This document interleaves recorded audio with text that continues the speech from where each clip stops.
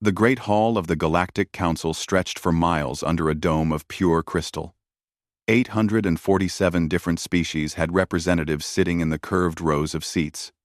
Some breathed oxygen, others methane. Some had tentacles, others had wings. All of them shared one thing in common. They were worried. Ambassador Zektar of the Velthari touched his datapad with one of his 4 arms. His blue skin showed stress patterns that his species could not hide. The file he was reading made him more nervous with each line. Planet designation: Earth. Star system: Sol. Species: human. Council invitations sent: 47. Council responses received: 0. He looked up at the other council members. This planet has been invited to every major summit for the last 200 years. They have never responded once. Council leader Mergoth leaned forward. Her insect-like head clicked as she spoke. Perhaps they are too primitive to understand our messages? No, Zektar replied. Our scans show they have space travel. They have colonies on several planets in their system. They just choose not to answer us. The hall filled with worried whispers in hundreds of different languages. The universal translator worked hard to keep up with all the conversations. Silence, Mergoth commanded. We have bigger problems than one stubborn planet. The Void Reapers have consumed another star system. The whispers stopped. Every being in the hall knew about the Void Reapers. They were machines, but not like any machines the galaxy had ever seen. They came from the dark space between galaxies. They consumed everything: planets, stars, entire civilizations. Nothing could stop them. How many systems have we lost now? Asked Ambassador Thrix from his floating chair. His gas-filled body glowed with fear. 17 systems in the last year, Mergoth answered. 3,000 worlds. 60 billion lives. The numbers hit the assembly like a physical blow. Some representatives made sounds of grief in their native languages. Others sat in stunned silence. Zektar looked at his datapad again. The Reapers are moving toward the outer rim. Their path will take them through several systems, including... He paused. Including the Sol system. The humans, Mergoth said quietly. Yes. They will reach human space in approximately 6 months. Admiral Korvan of the Galactic Fleet stood up. His red scales reflected the light from the crystal dome. Should we warn them? Send a defense fleet? With what ships? Mergoth asked bitterly. The Reapers destroyed half our fleet at Centauri Prime. We barely have enough ships to protect the core worlds. The hall erupted in arguments. Some species demanded they save every world possible. Others insisted they could only protect the most important systems. A few suggested they should run and find a new galaxy entirely. Zektar studied the Earth file while the others argued. The humans had been silent for so long that most council members forgot they existed. But something about their continued silence bothered him. Most primitive species were eager to join the galactic community. They wanted the technology, the trade, the protection. Why were humans different? I propose one final attempt, Zektar announced loudly. The arguing stopped. All eyes turned to him. We send one diplomatic ship to Earth. We explain the threat. If they want our help, we do what we can. If they refuse, he shrugged with all 4 arms. At least we tried. And if they are too primitive to understand? Asked Ambassador Velcris. Her plant-like body swayed as she spoke. What if they cannot even comprehend the danger? Then they will die with dignity instead of ignorance, Zektar replied. The vote was close, but it passed. The Council would send one ship to Earth. It would be commanded by Zektar himself, along with representatives from 5 other major species. They would have 1 week to convince the humans to either join the galactic defense or accept evacuation to safer systems. As the assembly broke up, Admiral Corvan approached Zektar. "You know this mission is probably suicide," the military leader said quietly. "The Reapers will reach Sol before any rescue ships could arrive." "I know," Zektar replied. "But something tells me we owe it to them to try. They have been silent for 2 centuries. Maybe they have a good reason. Or maybe they are just afraid of the big galaxy," Corvan suggested. Zektar looked at his datapad one more time. The humans had colonies on Mars, Jupiter's moons, and several asteroid mining stations. They had built these things without any galactic help or technology. That took determination and skill. "Maybe," he said finally, "or maybe they know something we do not." 3 days later, the diplomatic ship Times, Harmony Times, left the galactic capital. It was a beautiful vessel, designed to impress rather than fight. Its hull showed the symbols of all major council species. Inside, Zektar and his team prepared their presentation. They had pictures of the Void Reapers, tactical data, and evacuation plans. They also carried every human language they could find in their databases. Their computers had been studying human broadcasts for years, trying to understand the strange species that never responded to galactic contact. As they traveled toward Sol, Zektar wondered what they would find. Would Earth be a primitive world of scared humans hiding in caves? Would it be an empty planet, already consumed by war or disease? Or would it be something else entirely? The journey would take 12 days. When they arrived, they would have exactly 1 week to save the human species. After that, the Void Reapers would arrive, and even the mighty Galactic Council could not protect Sol system. Zektar spent the journey reading everything the Council knew about humans. It was not much. They seemed to be violent, but also capable of great kindness. They fought wars among themselves, but also worked together on amazing projects. They were contradictions wrapped in mystery. Soon he would meet them face to face. He just hoped there would be humans left to meet. The Times Harmony Times flew deeper into space, carrying the hopes and fears of 847 species toward a small blue planet that had remained silent for 200 years. The Times Harmony Times dropped out of faster-than-light travel at the edge of the Sol system. Zektar expected to see a few primitive ships, or maybe some simple space stations. What he saw instead made his 4 hearts stop beating for several seconds. "Sir," called the sensor operator, his voice shaking, "we are being scanned by 17 different sources. No, wait, 23. The numbers keep changing. Show me." Zektar ordered. The main screen lit up with sensor data. Small blips appeared and disappeared around the solar system. Ships, but unlike any the Galactic Council had ever seen. They moved in patterns that made no sense, appearing in one place and vanishing to appear somewhere else entirely. "Are they using some kind of cloaking technology?" asked Dr. Thema, the science officer. "Unknown," the sensor operator replied. "Whatever they are using, it is beyond our ability to detect properly." Suddenly, the comm system activated. A clear, calm voice spoke in perfect galactic standard. "Unknown vessel, you are in Sol space without permission. State your business, or prepare to be escorted away." Zektar blinked all 6 of his eyes. "They speak galactic standard?" "Not just speak it, Doctor," Thema whispered, checking her instruments. "They speak it better than most council members. No accent, perfect grammar, complete understanding of formal diplomatic protocols."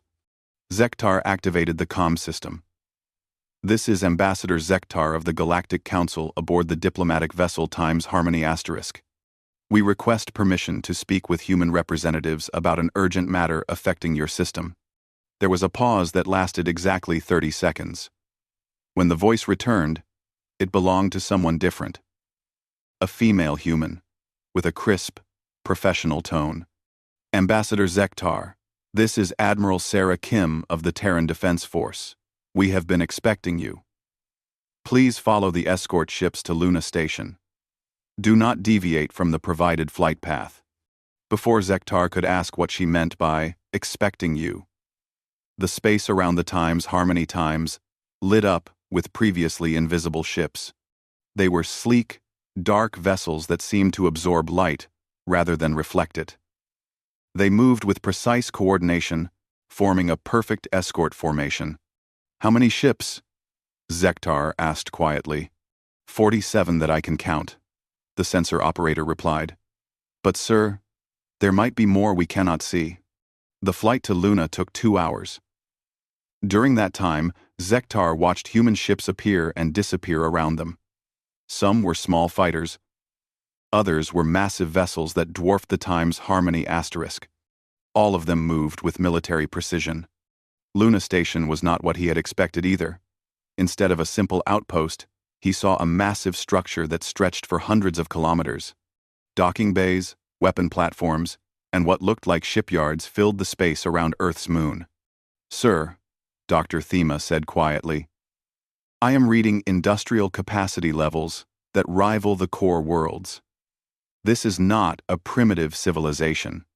The Times Harmony Times docked without incident. When the airlock opened, Zektar found himself face to face with Admiral Sarah Kim.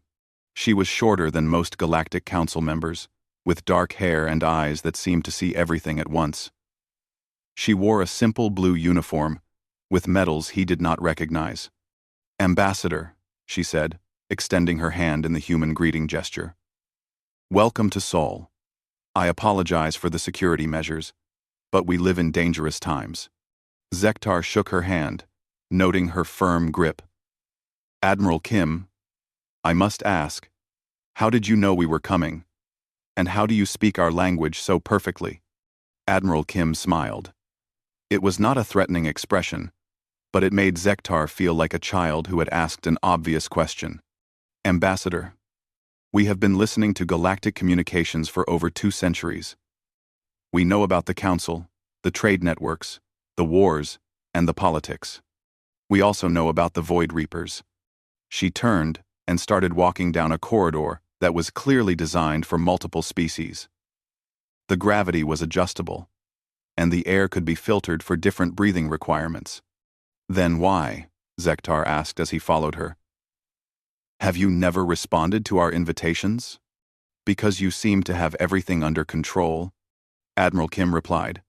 847 species working together, peaceful trade, diplomatic solutions to problems. Why would you need primitive humans interfering? They entered a conference room with a large window showing Earth in the distance. The blue and green planet looked peaceful and beautiful. But Zektar could now see the orbital platforms, the hidden bases, and the constant movement of ships that had been invisible before. You are not primitive, he said finally. No, Admiral Kim agreed. We are not. Please, sit down. I understand you have urgent business to discuss. Zektar activated his presentation device. Images of the Void Reapers appeared in the air between them. Destroyed worlds, consumed stars, the advancing path of destruction heading towards Sol.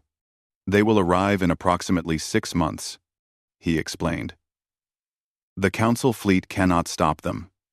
We came to offer evacuation assistance or to coordinate whatever defense you might be able to mount. Admiral Kim watched the presentation without change in expression. When it ended, she was quiet for a long moment. 6 months, she said finally. Yes, I know it is not much time to prepare, but if we start evacuation now— 6 months is plenty of time, Admiral Kim interrupted. How many Reaper ships are we talking about? Intelligence estimates suggest a fleet of 3,000 to 5,000 vessels. Admiral Kim nodded. And they move in coordinated group formations, using quantum disruptor weapons and shield-piercing technology. Zektar stared at her. How could you possibly know that? Because we have been preparing for this fight for 200 years, Admiral Kim replied. Not specifically the Void Reapers, but something like them. We knew that eventually something would threaten not just humanity, but all life in the galaxy. When that day came, we wanted to be ready. She stood up and walked to the window. Ambassador, humanity appreciates the Council's offer of assistance. However, we must respectfully decline evacuation. This is our galaxy too, and we do not run from threats. But your people, Zektar began. Will be fine, Admiral Kim said firmly. In fact, we would like to offer our assistance to the Council. We have developed certain technologies and tactics that might prove useful against the Reapers. Zektar felt confused and overwhelmed. What kind of assistance? Admiral Kim turned back to him with that same knowing smile. The kind that involves 2,000 ships and crews who have been training their entire lives for exactly this moment. 2,000 ships. The number echoed in Zektar's mind as Admiral Kim led him through Luna Station. The Galactic Council's entire remaining fleet numbered barely 800 vessels, and most of those were damaged from previous battles with the Void Reapers. Admiral, he said carefully, when you say 2,000 ships, do you mean patrol boats and civilian craft? I mean warships, Admiral Kim replied without looking back, built specifically for fleet combat against technologically superior enemies. They entered a lift that began moving through the station. Through the transparent walls, Zektar could see enormous construction bays. Humans in work suits moved around massive ship hulls like ants building their nest. The scale of the operation made him dizzy. Captain Park will show you our main construction facilities, Admiral Kim said as the lift stopped. I think you will find them interesting. Captain Jinwoo Park was waiting for them when the lift doors opened. He was a tall man with graying hair and scars on his hands that spoke of years working with dangerous machinery. His smile was warm, but his eyes were sharp. Ambassador Zektar, he said, bowing slightly. It is an honor to finally meet a representative of the Galactic Council. We have watched your debates with great interest. You have watched our debates? Zektar asked. Oh yes, Captain Park confirmed as they walked through a tunnel lined with windows. Your public sessions are broadcast on open frequencies. We particularly enjoyed the discussion about trade regulations with the Zentari Consortium. Very entertaining. Through the windows, Zektar could see the largest shipyard he had ever witnessed. Hundreds of vessels in various stages of construction filled the space around them. Some were sleek destroyers, others were massive dreadnoughts that could probably destroy a small moon. How long have you been building this fleet? Dr. Thema whispered. Construction began about 60 years ago, Captain Park answered casually. Though we started planning much earlier. We had to develop the industrial base first, then the technology, then the training programs. They stopped at an observation deck overlooking the main assembly area. A ship the size of a small city was being fitted with weapon systems. Hundreds of humans worked on different sections, their movements coordinated like a complex dance. What type of weapons? Zektar asked, though he was not sure he wanted to know the answer. Everything, Captain Park replied. Particle cannons, quantum torpedoes, electromagnetic pulse devices, kinetic kill weapons, and some things we prefer to keep secret until they are needed. Admiral Kim joined them on the observation deck. Captain Park, please, show our guests the Hercules. The Hercules? Captain Park's eyes lit up with pride. Certainly. Right this way. They took another transport to a restricted section of the station. Here, the security was visibly tighter. Human soldiers in powered armor checked their identification multiple times. When they finally arrived at their destination, Zektar understood why. The Hercules was enormous. It dwarfed every other ship in the facility and probably massed more than the entire Galactic Council fleet combined. Its hull was black as space itself, covered with weapon ports and sensor arrays that looked like the compound eyes of some massive insect. Dreadnought class, Admiral Kim explained. We built 12 of them. Each one is designed to engage multiple enemy capital ships simultaneously while providing support for smaller vessels. 12, Zektar repeated faintly. The backbone of our fleet, Captain Park added. But not the most important part. That would be our crews. They entered the ship through a docking tube. Inside, the corridors were wider than on most galactic vessels, designed for humans wearing combat suits. The walls displayed constantly, updating tactical information in languages Zektar could not read. Our crews train from childhood, Admiral Kim explained as they walked. Not forced training, but voluntary programs. Every human child learns basic space combat tactics in school. Those who show aptitude can advance to specialized programs. They reached the bridge, and Zektar stopped breathing for a moment. The command center was a marvel of technology and efficiency. Dozens of humans worked at stations monitoring everything from weapons systems to deep space sensors. The main display showed the entire solar system with every ship, station, and asteroid tracked in real time. "How many people serve in your fleet?" Dr. Thema asked. "Active duty?" "About 2 million, Admiral Kim replied. "Reserve forces add another 8 million. Everyone serves at least 2 years in the defense forces. But your entire population cannot be more than 12 billion, Captain Park finished. Though that includes our colonies on Mars, Europa, Titan, and the asteroid belt. Earth itself has about 8 billion. Zektar tried to process the numbers. Humanity had a larger population than most council species. But they were still just one species on a few planets. Yet they had built a military force that rivaled the combined might of nearly 1,000 worlds. "Why?" he asked finally. "Why build all this? You could have joined the council, shared the burden of defense with hundreds of other species." Admiral Kim and Captain Park exchanged glances. It was Admiral Kim who answered.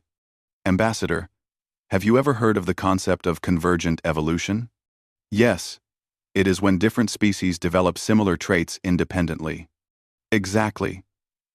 We studied the history of galactic civilization for 2 centuries. Every few thousand years, something threatens the galaxy. Sometimes it is a plague, sometimes a natural disaster, sometimes an external invasion like these Void Reapers. When those threats arrive, the galactic community usually survives, but barely, and with enormous losses."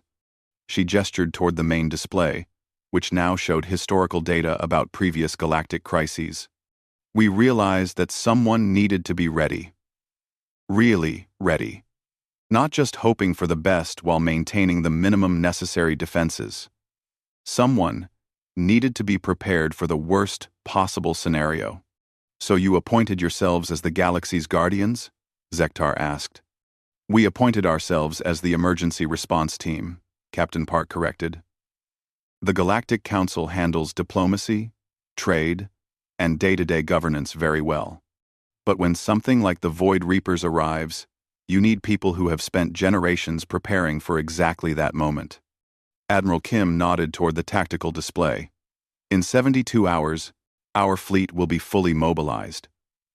2,000 ships, 2 million crew members, and enough firepower to make the Void Reapers reconsider their invasion plans." "And after the battle?" Zektar asked. "Assuming we win, what does humanity want? Territory? Resources? Political control?" Admiral Kim looked at him with surprise. "We want to go home, Ambassador. We want to return to our quiet little corner of the galaxy and continue building our civilization. We never wanted to rule anyone. We just wanted to make sure there would still be a galaxy to live in." The bridge fell silent, except for the quiet hum of computers and the soft voices of crew members coordinating fleet movements. Zektar realized he was witnessing something unprecedented in galactic history. A species that had prepared for war not for conquest, but for protection, not for themselves alone, but for everyone. "When do we leave for the battle zone?"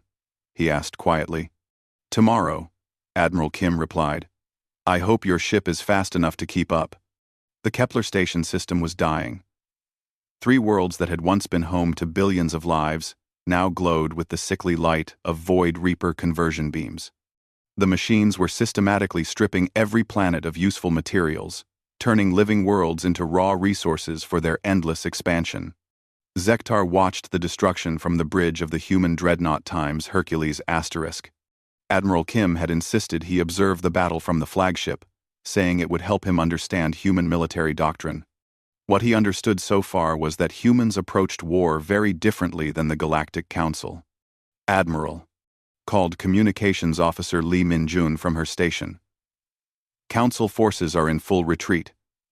Admiral Thekris reports 70% casualties and requests immediate evacuation support. Granted, Admiral Kim replied without hesitation. Signal the rescue squadrons to begin extraction operations. Tell Admiral Thekris to get his people out of there. The main display showed the tactical situation with brutal clarity. The Galactic Council fleet had arrived 3 days earlier with 400 ships, hoping to save Kepler Station before the human fleet arrived. The Void Reapers had responded with overwhelming force. Now barely 100, Council ships remained operational, and they were running for their lives. The Reapers have 2,000 ships in this system, reported Tactical Officer Han So-jin. They have arranged themselves in the standard consumption formation around each planet.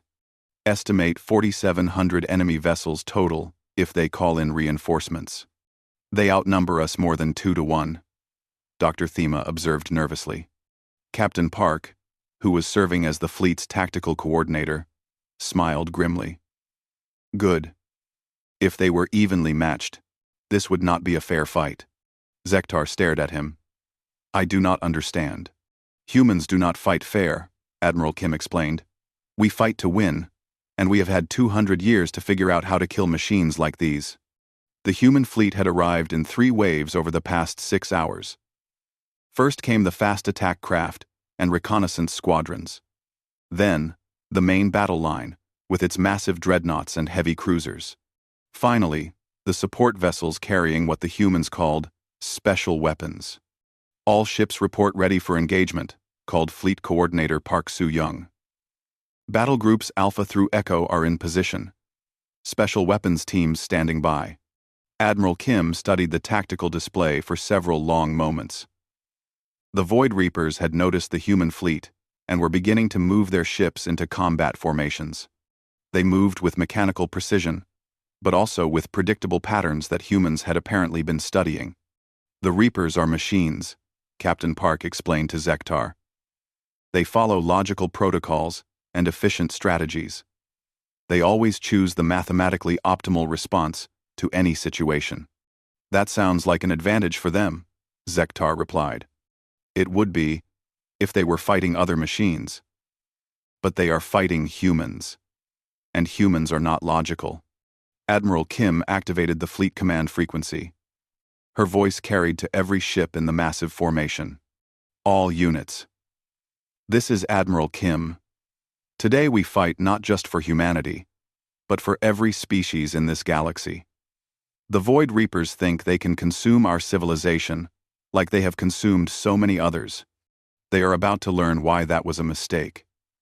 Begin Operation Thunderstrike. The human fleet moved with coordination that rivaled the machines they were fighting, but with an unpredictability that no computer could calculate. Instead of engaging in traditional line battle, they split into dozens of smaller groups that attacked from multiple angles simultaneously. Captain Lee Min-jun led a squadron of fast destroyers in a suicidal charge directly at a Reaper dreadnought. Just as the enemy weapons locked onto them, the destroyers fired every missile they carried and then used emergency jump drives to vanish. The missiles, each one guided by human intuition rather than computer logic, found gaps in the Reaper shields that should not have existed. How did they know where to aim? Dr. Thema asked, watching the enemy ship explode. They guessed, Captain Park replied. Humans are very good at guessing. Battle groups throughout the system were using the same tactics. Human ships would approach enemy formations, fire everything they had, and then disappear before the Reapers could respond effectively. It was chaotic, wasteful, and completely unpredictable. It was also working. Reaper command ship identified, reported Tactical Officer Han. Distance 40,000 kilometers, bearing 27 Mark V. Admiral Kim studied the massive vessel that served as the coordination center for the entire Reaper fleet. It was 3 times larger than any human ship and protected by layers of shields and escort vessels. All special weapons teams, target the command ship. Begin final approach. What happened next would be remembered in galactic history as the moment humans announced their arrival as a military power. 12 human ships, each one carrying experimental weapons designed specifically to kill Void Reapers, began their attack run on the command vessel. They did not try to be sneaky or clever. They simply flew straight at the most heavily defended target in the system, while every Reaper weapon fired at them. One by one, the human ships were destroyed by overwhelming enemy fire.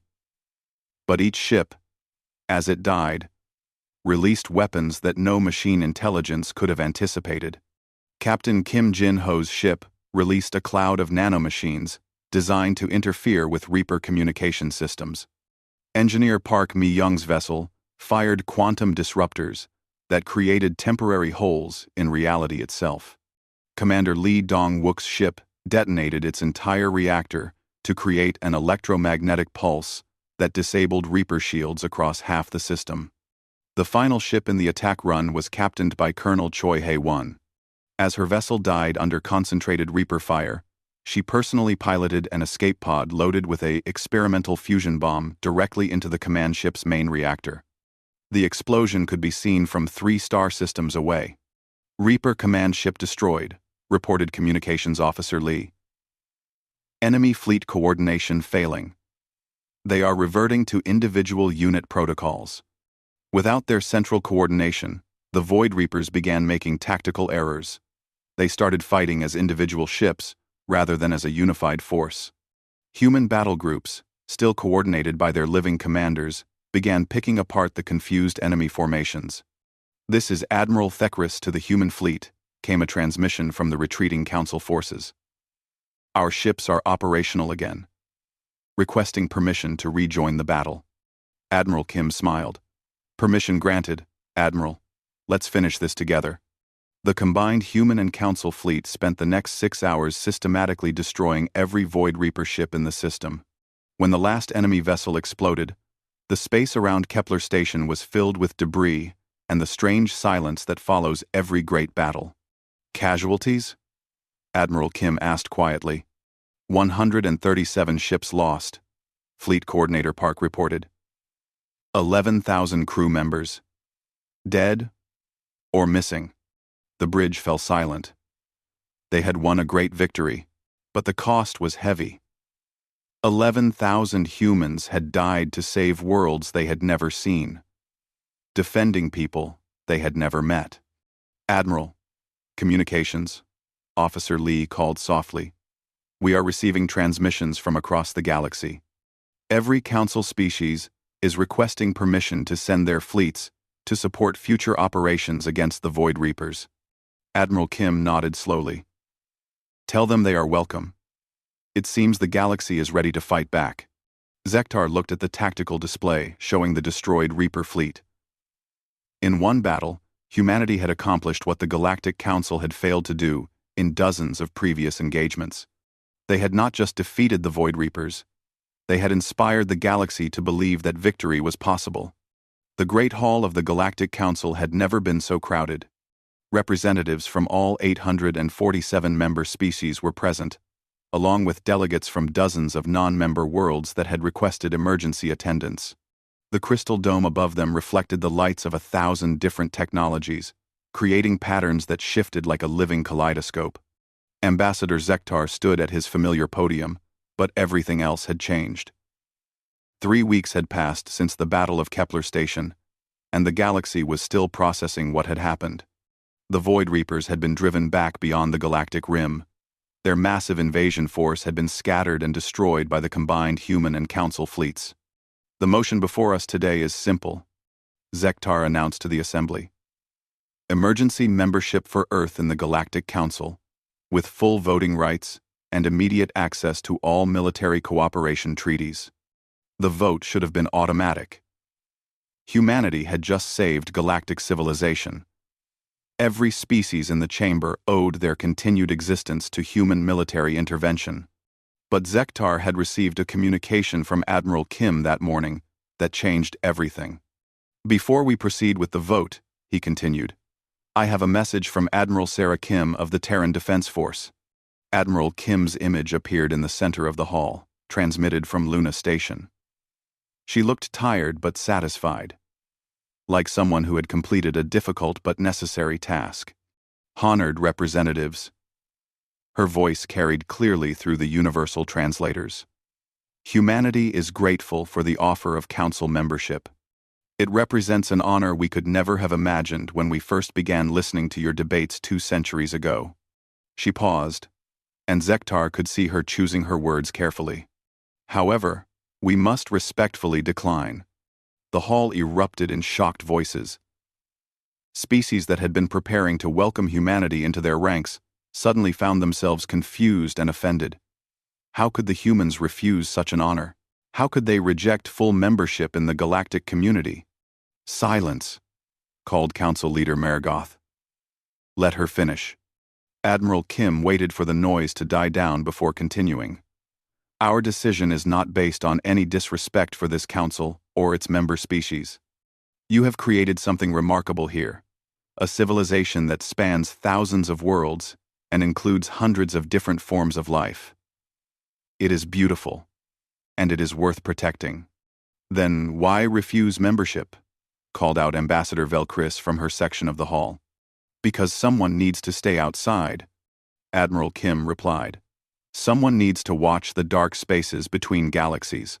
Someone needs to be ready for the next threat that comes from beyond our understanding. She gestured, and the display changed to show star charts of the galactic rim. The Void Reapers were not the first extragalactic invasion force, and they will not be the last. Our historical analysis suggests that such threats arrive approximately every 3,000 to 4,000 years. The next one might be machine intelligence, or biological plague, or something we cannot even imagine. Admiral Kim looked directly at the camera, and Zektar felt like she was speaking to him personally. The Galactic Council does what it does best. It governs. It negotiates. It builds civilization. But when the next impossible threat arrives from the darkness beyond our galaxy, you will need someone who has spent generations preparing for that specific moment. You will need someone whose only job is to be ready for war. Dr. Thema leaned over to whisper to Zektar. She is talking about creating a permanent guardian force. Not creating, Zektar whispered back. They have already done it. They just proved it works. Admiral Kim continued her presentation. Humanity proposes a different arrangement. We will establish formal diplomatic relations with the Council. We will share technology for defensive purposes. We will provide military assistance when requested. But we will not join your political structure. The display changed again, showing the orbital shipyards around Earth. Construction was clearly continuing at an enormous pace. New ships, new technologies, new preparations for threats that might not arrive for thousands of years. We will maintain our watch on the galactic rim. We will continue developing weapons and tactics for fighting impossible enemies. And when something comes out of the darkness that threatens every living thing in this galaxy, we will be ready. Council Leader Mergoth activated her microphone. Admiral Kim, with respect, how can we trust a military force that answers to no galactic authority? How do we know you will not become a threat yourselves? Admiral Kim smiled, and for the first time since Zektar had met her, she looked completely relaxed. Because we are going home, she said simply. Our fleet is already returning to Sol System. Our colonies are expanding to new worlds in the Outer Rim, far from established galactic civilization. We do not want your territory, your resources, or your political power. We want to be left alone, to do the job we have chosen for ourselves. And if we refuse this arrangement? Asked Admiral Corvin from the military section. Then you refuse it, Admiral Kim replied with a shrug. We will do our job anyway. The next time something threatens the galaxy, human ships will arrive to help, whether you want them or not. Because protecting this galaxy is not a political decision for us. It is our purpose. The transmission ended, leaving the Great Hall in stunned silence. Zektar looked around at his fellow representatives and saw the same confusion on hundreds of different faces. Humanity had just refused to join the galactic community while simultaneously promising to protect it forever. "I call for a 5-hour recess," Mergoth announced. "All species caucuses will meet to discuss this proposal." During the break, Zektar found himself in deep conversation with representatives from across the galaxy. The consensus was clear. Nobody understood humans, but everyone respected what they had accomplished. More importantly, everyone wanted them to keep doing it. When the council reconvened, the vote was unanimous. The Terran Defense Force would be recognized as the official emergency response force for extragalactic threats. Formal treaties would establish communication protocols and supply agreements. Humanity would be given complete autonomy in military matters while maintaining diplomatic relations with all council species. "There is one final matter," Zektar announced after the vote was recorded. "The question of Earth's representation at future council sessions." He gestured toward the empty chair that had been reserved for humanity for over 2 centuries. "I propose that this chair remain empty, but be formally designated as the Earth Observer position. Humanity may send a representative to any council session they choose, with full speaking privileges but no voting rights." The motion passed without objection. As the session ended and representatives began returning to their homeworlds, Zektar remained in the Great Hall. He looked up at the crystal dome and thought about the strange species that had changed everything without joining anything. Dr. Thema joined him in the empty chamber. "Do you think we made the right choice?" she asked. "I think we made the only choice," Zektar replied. "Humans are not like us. They do not want to govern or be governed. They want to be the guardians who watch from the darkness and arrive when hope seems lost." He looked at the empty Earth chair one more time. Perhaps that is exactly what the galaxy needs. 6 months later, long-range sensors detected massive construction projects in the Outer Rim territories claimed by humanity. New shipyards, new colonies, new defensive installations. The humans were building an entire civilization dedicated to watching and waiting. The Galactic Council continued its work of governing 847 species across thousands of worlds. Trade flourished, diplomacy solved most conflicts, and life proceeded peacefully throughout known space. But everyone slept a little better, knowing that somewhere in the darkness beyond the galactic rim, human ships patrolled the empty spaces between galaxies, watching for threats that had not yet been born, preparing for wars that might not come for thousands of years. The empty chair in the council chamber remained empty, but it was no longer ignored. It had become a symbol of something unprecedented in galactic history, a species strong enough to protect everyone, wise enough to refuse power over anyone, and dedicated enough to watch over the galaxy forever.